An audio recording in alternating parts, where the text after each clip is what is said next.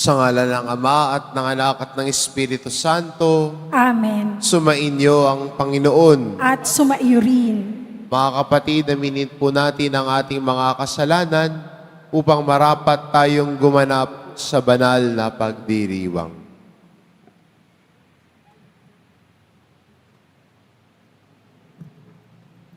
Inaamin ko Sa makapangyarihang Diyos at sa inyo mga kapatid, na lubha akong nagkasala sa isip, sa salita, sa gawa, at sa aking pagkukulang. Kaya isinasamo ko sa mahal na Birheng Maria, sa lahat ng mga anghel at mga banal, at sa inyo mga kapatid, na ako'y ipanalangin sa Panginoong ating Diyos. kaawaan tayo ng makapangyarihang Diyos, patawarin tayo sa ating mga kasalanan, at patnubayan tayo sa buhay na walang hanggan. Amen. Panginoon, kaawaan mo kami. Panginoon, kaawaan mo kami. Kristo, kaawaan mo kami. Kristo, kaawaan mo kami. Panginoon, kaawaan mo kami. Panginoon, kaawaan mo kami.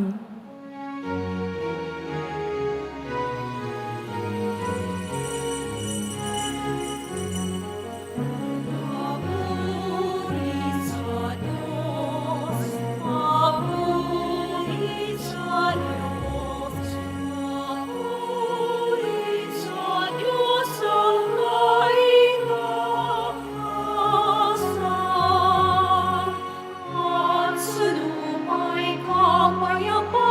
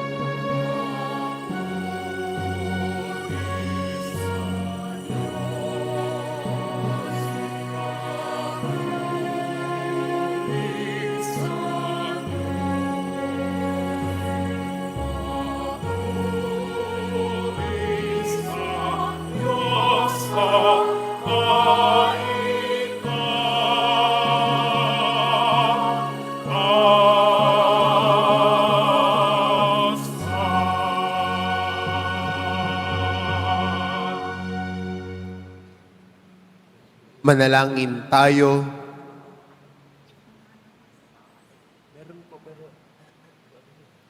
Ama naming makapangyarihan, niloob mo ang iyong salita na ibinalita ng anghel ay maging taong totoo sa sinapupunan ng mahal na birhen. Ipagkaloob mong kaming sumasampalatayang siya'y ina ng Diyos, ay matulungan niyang dumalangin sa iyo sa pamamagitan ni Hesukristo kasama ng Espiritu Santo, magpa sa walang hanggan. Amen. Magsiupo muna ang lahat.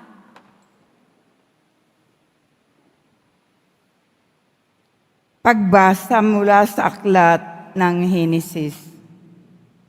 Noong mga araw na iyon, tinawag ni Jacob ang mga anak niya at kanyang sinabi, "Kayo mga anak, magsilapit sa akin.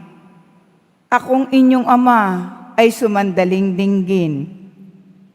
Ikaw, Huda, ay papupurihan niyong mga anak ng ina mong mahal. Hawak mo sa lieg ang iyong kaaway. Lahat mong kapatid sa iyo'y gagalang.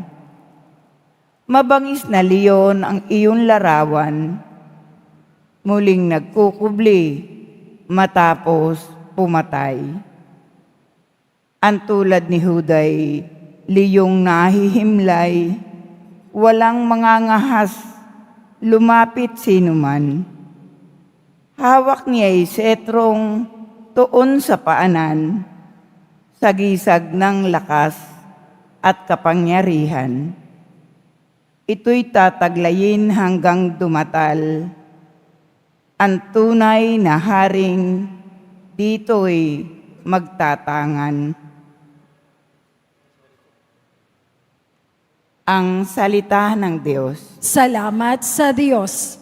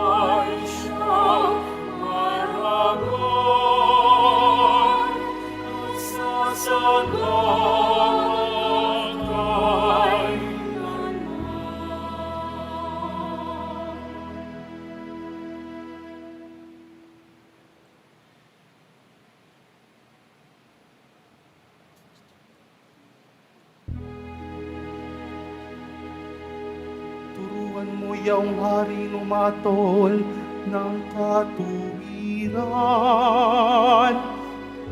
Sa taglay mong katarungan, O Diyos, siya'y kabagingan.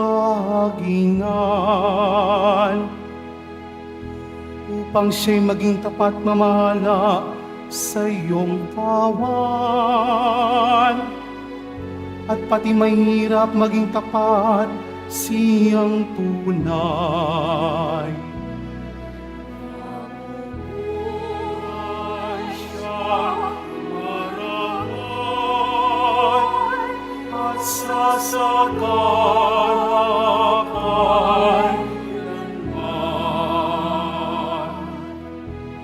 Ang lupain nawa niya'y unad at managana. Magari ang katarungan sa lupain nitong bansa.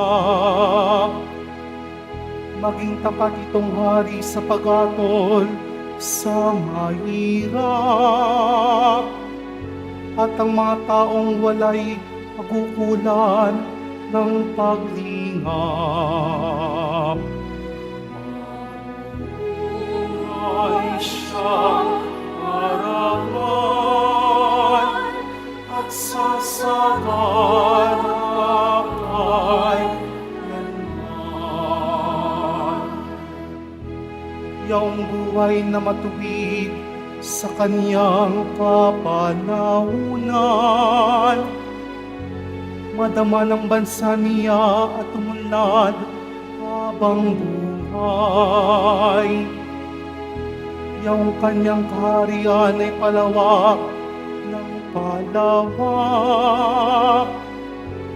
Mula sa ilog Euphrates, sa daigdig ay kakalat. Buhay siya marangal at sasaganakan.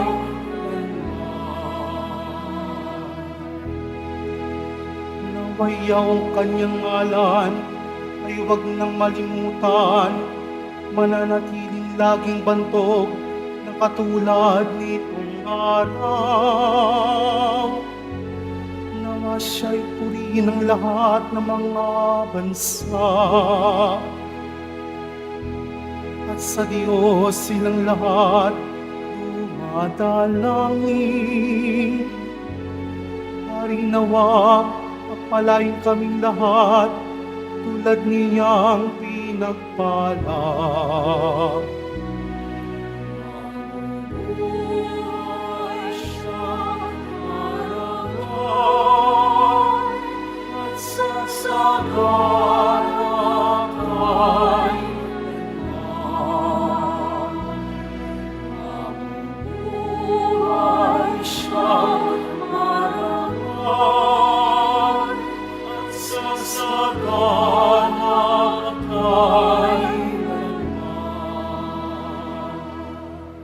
Magsitayo na po ang lahat.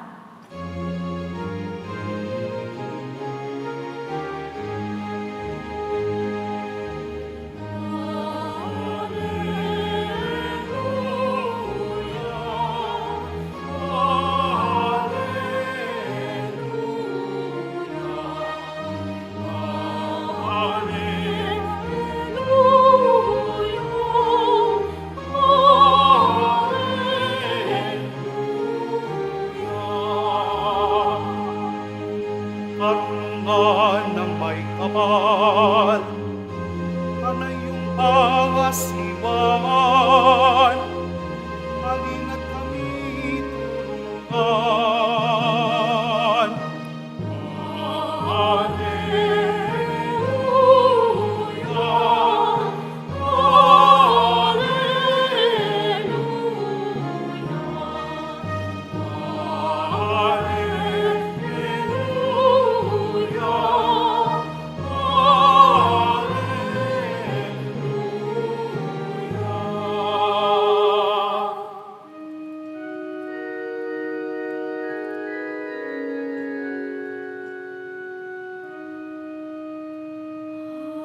Halinaw karunungan, tagapag-ayos ng tanan, sa landas ng katihimpian.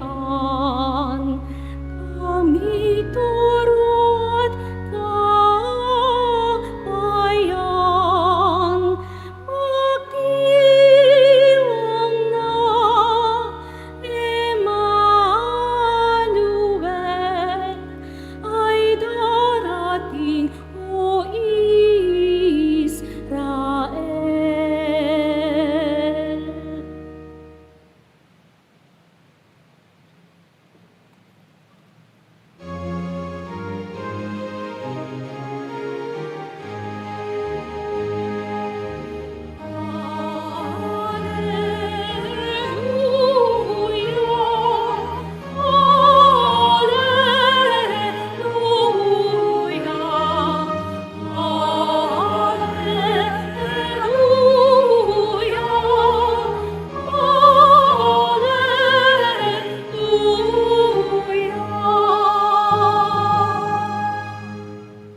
Sumainyo ang Panginoon, At sumaiyo rin. ang simula ng mabuting balita ng Panginoon ayon kay San Mateo. Papuri sa iyo, Panginoon.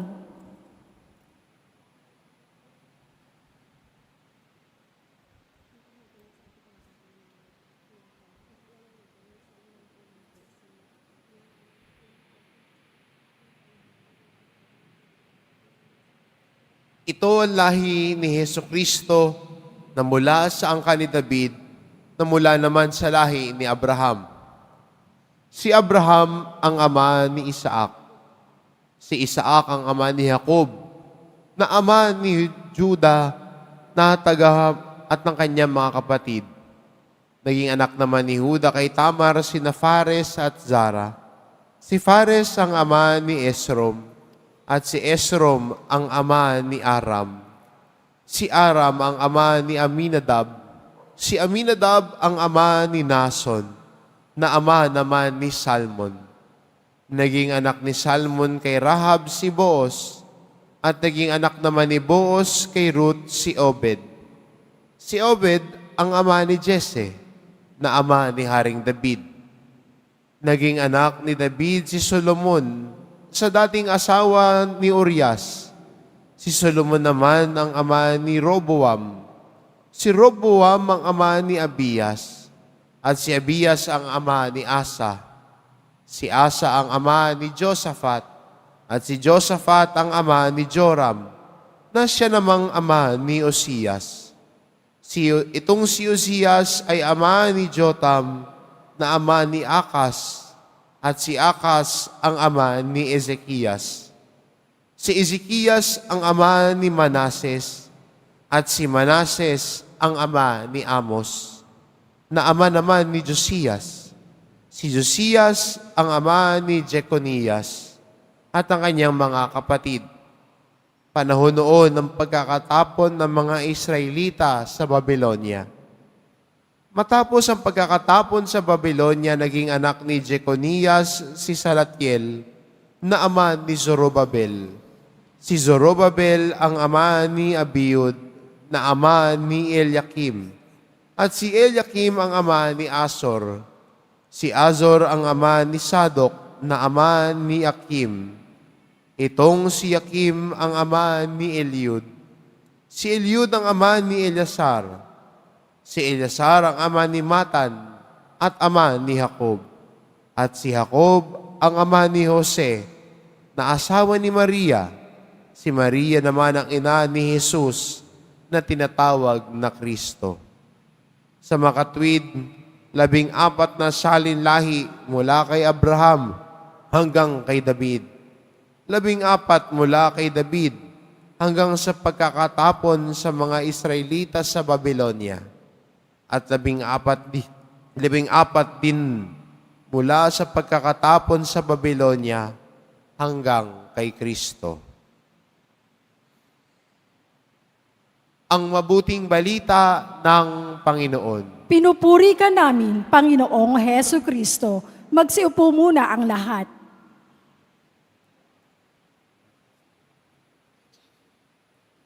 May naalala kayong pangalan?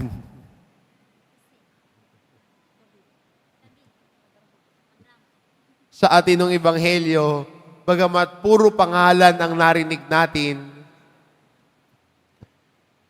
pero maganda makita na ang punto ni San Mateo sa ebanghelyong ito, na si Jesus ay nagkatawan tao, siya ay naging tao. Pumasok sa ating kasaysayan at may kinabilangang pamilya. May salinlahi, may mga ninuno. At hindi ba, yun ang pagiging tao?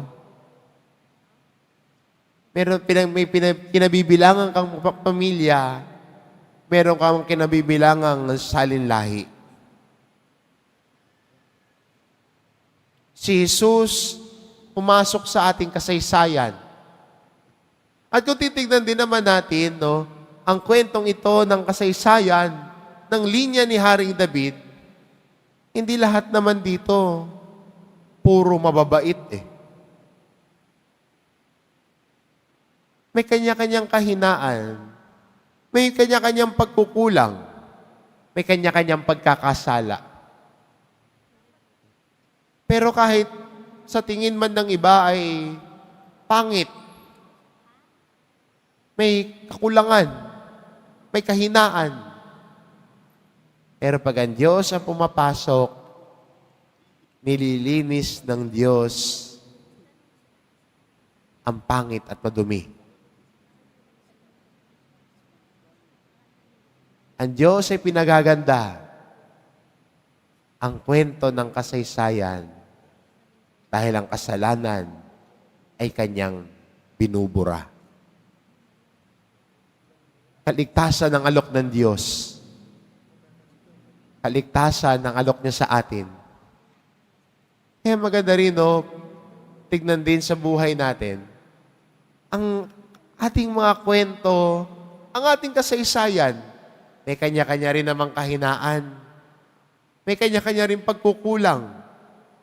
May mga yugto na siguro para sa iba, gusto mo nang burahin dahil pangit ang nakaraan.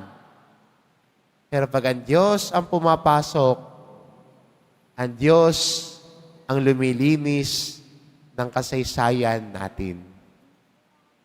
Nililinis. Hinahayaan tayo na magsimula ulit. Hinahayaan tayo na maglakad ulit. Diba pag wala ang Diyos, ang buhay natin parang kahit saan na lang. No? At dahil wala ang Diyos, parang may kulang sa buhay mo. May kulang na parang kahit anong gawin mo at hanapin mo, parang walang makapuno nung kulang na yon. Kaya magandang paalala sa atin na sana bilang mga Kristiyano, madiskubre natin ang Diyos. Makilala natin ang Diyos. Na sa ating pananalangin, sa ating pagdidibusyon, nakikilala natin ang Diyos. Siya na nakikilakbay sa atin, kasama natin, He enters also our own history. Ang Diyos ang kalakbay. Ang Diyos ang kasama. At dahil ang Diyos ang kasama natin, minsan, mapapaisip din tayo, mamahalin ba ako ni Lord? Tatanggapin ba niya ako? Ganito yung nakaraan ko. Ganito yung mga nagawa ko dati. Dati naman hindi ako nagsisimba. Baka ganun yung sabihin ng iba sa atin. Dati naman may bisyo. Dati naman ganito, ganyan. We can say all sorts of weaknesses that we had in the past. But remember, that past is the past. You cannot change your past. You can learn from it.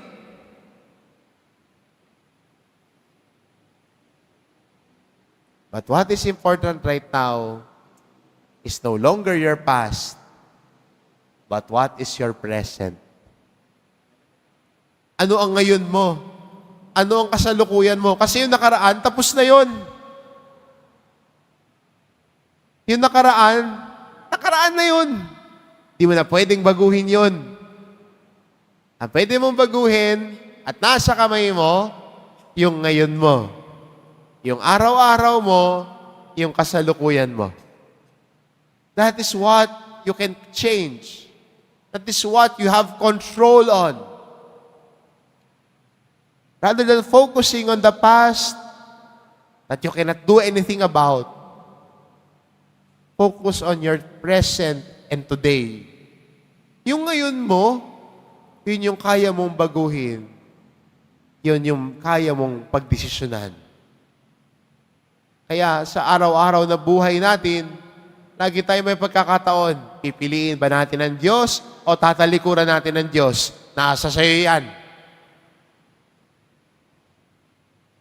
Pero sana, sa araw-araw nating buhay, dahil ang Diyos na ang kalakbay natin, pipiliin natin siya. Dahil ang Diyos ang kasama natin, ang kanyang salita ang magiging gabay natin sa buhay. At yun na magdadala sa atin sa kinabukasan ng kaganapan ng buhay natin. Ang nakaraan ay nakaraan na. Ang mahalaga, yung ngayon. Naalala ko ho, may kausap po ako at siya'y ikakasal na. At sinabi niya sa akin, Father, ano bang mangyayari sa akin? natatakot ako. Sabi ko, bakit naman? Tapos sabi ko sa kanya, sabi niya sa akin, kasi Father, ikakasal na ho ako. Ay ko, oh, congratulations. No? Pero natatakot ako na baka yung kwento ng lolo ko at ng tatay ko mangyari sa akin. Hindi ko alam, ano ba yung kwento na yan? At tinanong ko siya, ano ba yung kwento na yan na kinakatakutan mo? At ang sagot niya sa akin, kasi ho, ang lolo ko, babaero. 3 ho ang pamilya. Ay ko, ayos ah. Di na kontento sa 1 at 2, tumatlo pa. At ang sabi niya, yung tatay ko ho, 2 ang pamilya. May kapatid ho ako sa labas. Ang sagot niya sa akin, ang sabi niya sa akin, Father, kasi ito yung kwento ng buhay ko, natatakot ako na baka ako rin. Sabi ko, na ano? Ay, lokohin ko ang papakasalan ko. At sabi ko sa kanya, bakit ka natatakot sa bagay na hindi pa nangyayari? Bakit mo rin iniisip na yung nakaraan mo ang tila'y gagapos sa iyo? Hindi ikaw ang lolo mo, hindi ikaw ang tatay mo. Iba ang pangalan mo, iba ka sa kanila. Kung yun ang gusto mong baguhin, may kakayahan kang baguhin yun. Kung ayaw mo matulad sa kanila, may kakayahan ka na gawin yun. You can change the past that you had. You can change the past that you experienced by focusing on today. At sabi niya sa akin, o nga no, sila yun. Iba ako. At kaya kong baguhin at putulin ang ginagawa nila. I will start a new story in my life. Mga kapatid, ang ebanghelyo natin ay kwento ng kasaysayan ng tao. Kwento ng kasaysayan ng isang salinlahi. May highs, may lows, may mga mahihina, may mga pagkakasala. Pero pag ang Diyos ang pumasok sa buhay natin at kalakbay natin, kahit anuman ang kwento, ang Diyos binabago at pinapaganda ang kwento natin. Ano man ang nakaraan natin, hindi na mahalaga yon. Pinatawad na ng Diyos yan. Hinilom ng Diyos yan. Ang mahalaga ngayon, yung ngayon. Yung pagpili natin sa Diyos, yung pagpapasya natin yakapin ng Diyos, yung pagpapasya natin na sumunod sa mga aral at turo niya. Kung ganun ang gagawin natin, tayo'y naglalakbay tungo sa kaganapan ng buhay natin. Amen. Magsitayo na po ang lahat.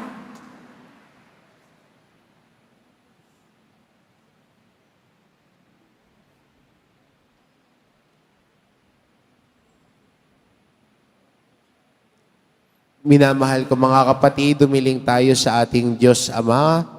Mga kapatid, mga nang pusong bukas sa kanyang karunungan habang ating inihintay ang pagdating ng kanyang anak. Tayo dumalangin, Ama, ituro mo ang landas ng iyong karunungan. Ama, ituro mo sa amin ang landas ng iyong karunungan. Maipamalas nawa naming iyong simbahan, ang iyong karunungan at pag-ibig, Ama, sa aming tapat na paglilingkod sa isa't isa. Manalangin tayo. Ama, ituro mo sa amin ang landas ng iyong karunungan. Gabayan mo ang aming mga lingkod bayan sa kanilang mga tungkulin. Manalangin tayo. Ama, ituro mo sa amin ang landas ng iyong karunungan. Itinataas namin sa iyo, Ama, ang aming mga pasanin at pagdurusa. Tulungan mo kami sa pamamagitan ng iyong mapagmahal at makapangyarihang karunungan. Manalangin tayo. Ama, ituro mo sa amin ang landas ng iyong karunungan. Yakapin mo sa iyong mga bisig ang mga namayapa naming mahal sa buhay. Manalangin tayo. Ama, ituro mo sa amin ang landas ng iyong karunungan. Sa ilang sandali ng katahimikan, itaas natin sa Diyos ang ating mga pansariling kahilingan, gayon din ang mga taong lubos na nangangailangan ng ating panalangin.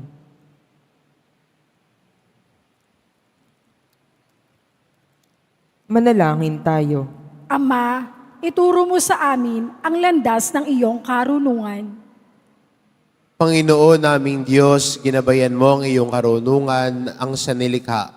Halina't ituro sa amin ang landas ng iyong karunungan habang matyaga naming hinihintay ang iyong pagkakatawang tao sa iyong anak na si Jesus, ang aming dakilang manunubos. Amen. Magsiupo muna ang lahat.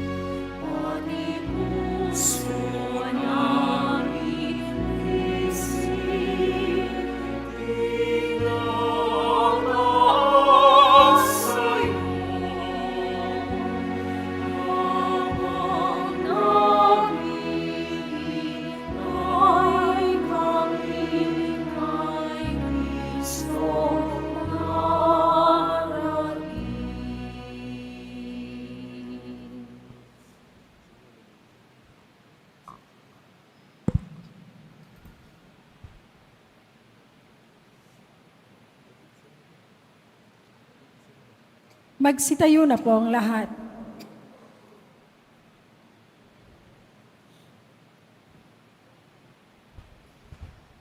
Manalangin kayo mga kapatid upang ang paghahain natin ay kalugdan ng Diyos amang makapangyarihan. Tanggapin nawa ng Panginoon itong paghahain sa iyong mga kamay, sa kapurihan niya at karangalan, sa ating kapakinabangan, at sa buong sambayanan niyang banal.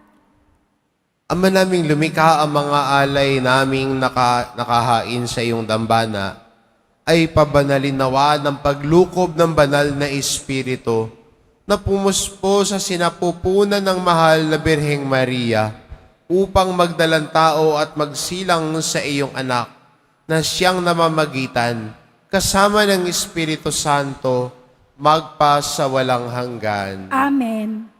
Sumainyo ang Panginoon. At sumaiyo rin. Itaas sa Diyos ang inyong puso at diwa. Itinaas na namin sa Panginoon. Pasalamatan natin ang Panginoong ating Diyos. Marapat na siya ay pasalamatan. Ama naming makapangyarihan, tunay ngang marapat na ikaw ay aming pasalamatan sa pamamagitan ni Hesukristo na aming Panginoon. Ang pagsusugo mo sa Kanya ay ipinahayag ng lahat ng mga propeta. Ang pagsilang niya ay pinananabikan ng mahal na Birheng Kanyang Inang Tunay sa kapangyarihan ng Espiritong Banal. Ang pagdating niya ay inilahad ni San Juan Bautista sa kanyang pagbibinyag. Ngayong pinaghahandaan namin ang maligayang araw ng kanyang pagsilang. Kami nananabik at nananalangin lubos na makaharap sa kanyang kadakilaan. Kaya kaisa ng mga anghel na nagsisiawit ng papuri sa iyo, nang walang humpay sa kalangitan, kami nagbubunyi sa iyong kadakilaan.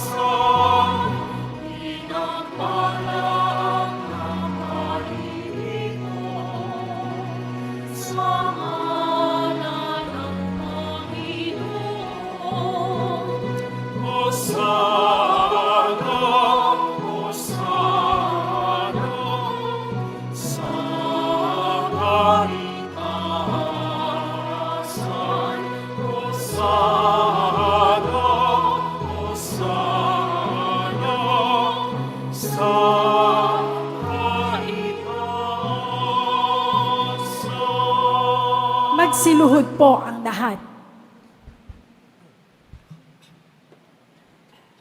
Ama naming banal, ikaw ang bukal ng tanang kabanalan, kaya't sa pamamagitan ng iyong Espiritu, gawin mong banal ang kaloob na ito upang para sa amin maging katawan at dugo ng aming Panginoong Hesukristo. Bago niya pinagtiisang kusang loob na maging handog, hinawakan niya ang tinapay, pinasalamatan kanya. Pinagati-hati niya iyon, iniabot sa kanyang mga alagad at sinabi, "Tanggapin ninyong lahat ito at kanin. Ito ang aking katawan na ihahandog para sa inyo."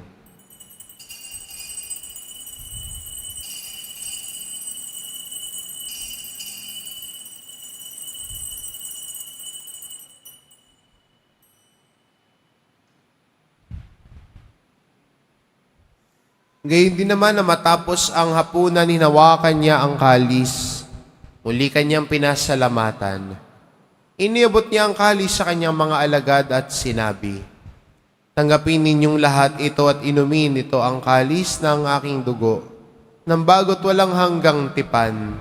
Ang aking dugo na ibubuhos para sa inyo at para sa lahat, sa ikapagpapatawad ng mga kasalanan.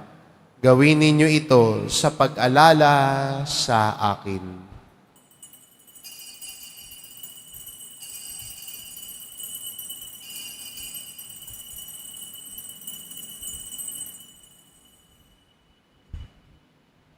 Magsitayo na po ang lahat.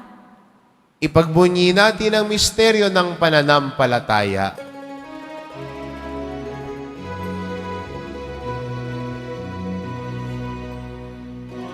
Aming ipinahayag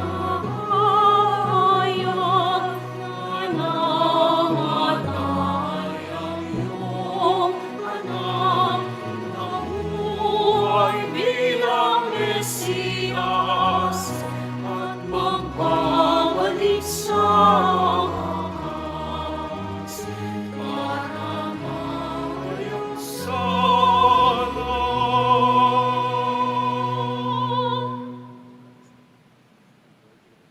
Ama, ginagawa namin ngayon ang pag-alala sa pagkamatay at muling pagkabuhay ng iyong anak. Kaya tinaalay namin sa iyo ang tinapay na nagbibigay buhay at ang kalis na nagkakaloob ng kaligtasan.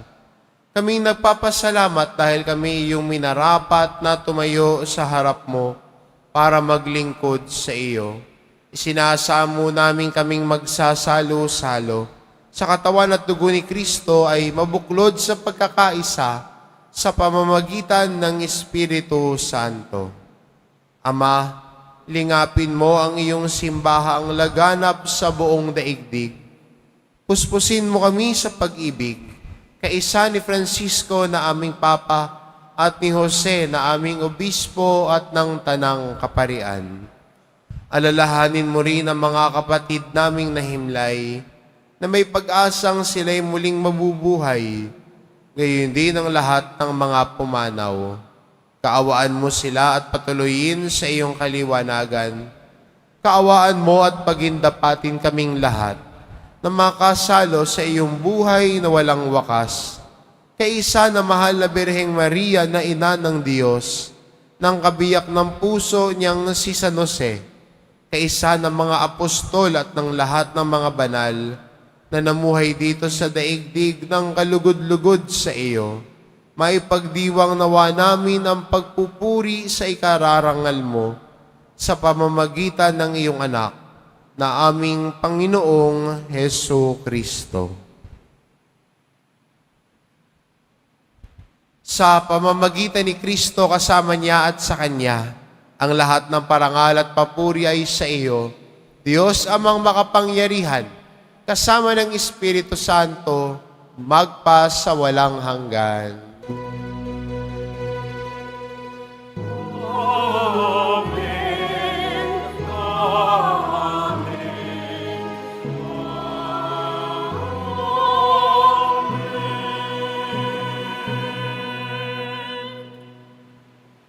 Sa tagubilin ng mga nakagagaling na utos at turo ni Jesus na Panginoon natin at Diyos, ipahayag po natin ng lakas loob.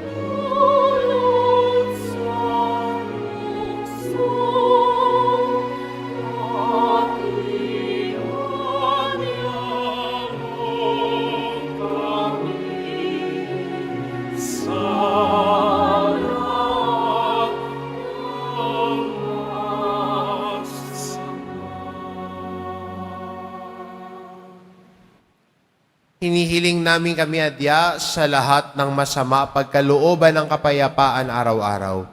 Iligtas sa kasalanan at ilayo sa lahat ng kapahamakan. Samantalang aming pinananabikan ang dakilang araw ng pagpapahayag ng tagapagligtas naming si Hesu Kristo. Sapagkat iyo ang kaharian at ang kapangyarihan at ang kapurihan, magpakailanman. Amen. Panginoong Kristo, sinabi mo sa iyong mga apostol, kapayapaan ang iniiwan ko sa inyo, ang aking kapayapaan ang ibinibigay ko sa inyo. Tungayan mo ang aming pananampalataya at huwag ang aming pagkakasala. Pagkalooban mo kami ng kapayapaan at pagkakaisa ayon sa iyong kalooban, kasama ng Espiritu Santo, magpa sa walang hanggan. Amen. Ang kapayapaan ng Panginoon ay laging sumainyo. At sumaiyo rin. Magbigayan kayo ng kapayapaan sa isa't isa.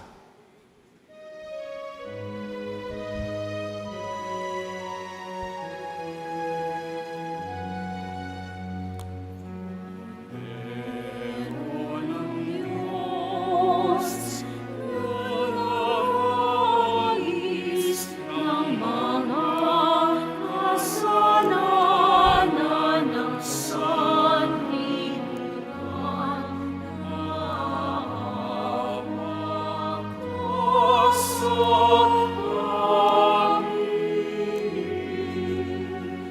Cordero ng Diyos, nanalis ng mga kasalanan ng sanlibutan. Hawak ko sa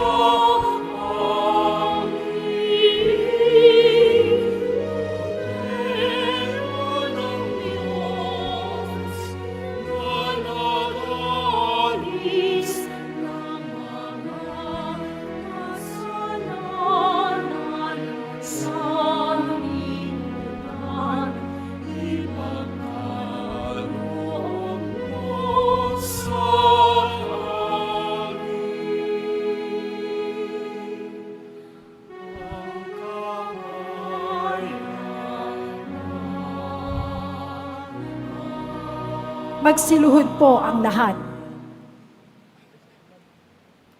Itong kordero ng Diyos, ito nag-aalis ng kasalanan ng sanlibutan.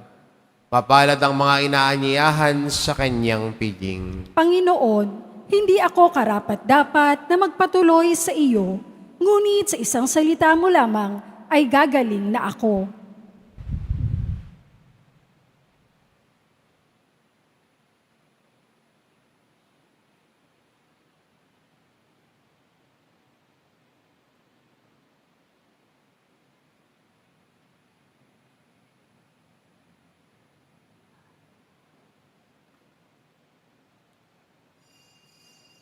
Para sa lahat ng tatanggap ng banal na komunyon, sasagot po tayo ng amen, pagkasabi ng pari o ng lay minister ng katawan ni Kristo, at isubo agad sa bibig.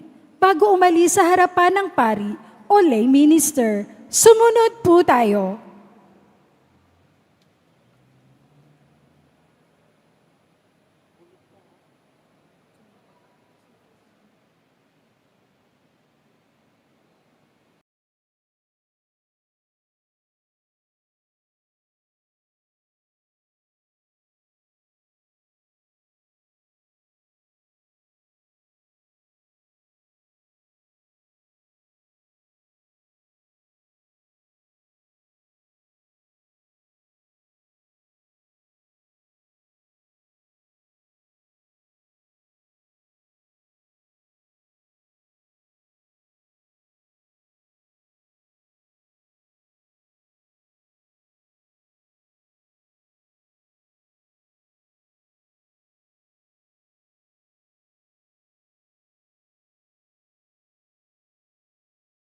Yun na po ang lahat. Manalangin tayo. Ama naming mapagmahal, sa aming pagsasalo sa banal na hain, lagi nawa naming madala ang iyong kagandahang loob. upang kami magkamit ng kaligtasan pakundangan sa pagkakatawang tao ng iyong anak. Ngayong aming ginugunita ang kanyang ina sa pamamagitan ni Hesukristo kasama ng Espiritu Santo, magpa sa walang hanggan. Amen.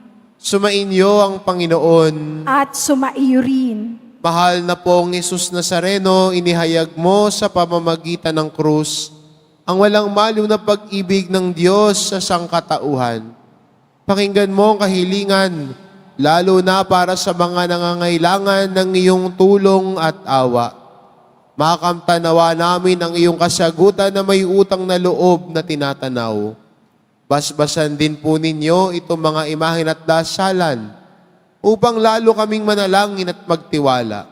Sa pamamagitan ng bendisyon na ito, naway lalo kaming maging mapaglingkod, masunurin at tapat sa iyo na aming maluwalhating Panginoon, magpa sa walang hanggan. Amen. At pagpalain kayo ng ating mapagmahal na Diyos, ang Ama at ang Anak at ang Espiritu Santo. Amen. Umayo kayo, taglay ang kapayapaan ng poong Jesus Nazareno. Salamat sa Diyos.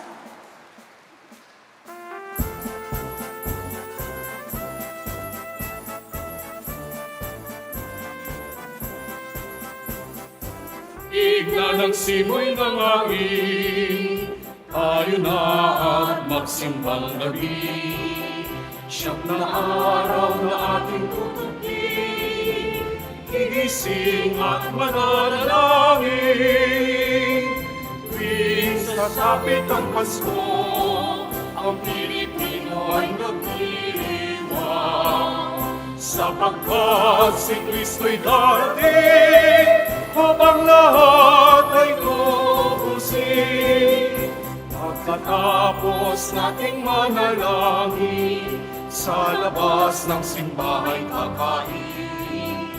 Mainit na kape at kakanin, masarap na pamagising. Tuwing sasapit ang Pasko, ang Pilipino ay nagdiriwang. Sapagkat si Kristo'y darating, upang lahat ay tubusin. Sapagkat si Kristo'y darating,